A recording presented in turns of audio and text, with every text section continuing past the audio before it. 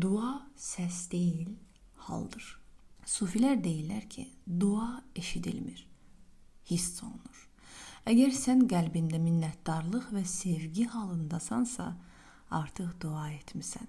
Çünki bu anda sənin ruhun kainatla bir tezlikdə titrəyir.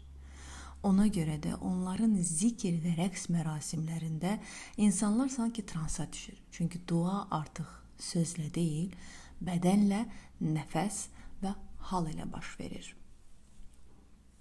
Dördüncüsü, sevgidə mən olmur.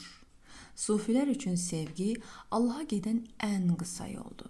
Amma bu sevgi kimsəni sevmək deyil, hər şeydə onu görmək halıdır. Biri səni incidəndə də onun bir üzüdür. Çünki səni oyadır.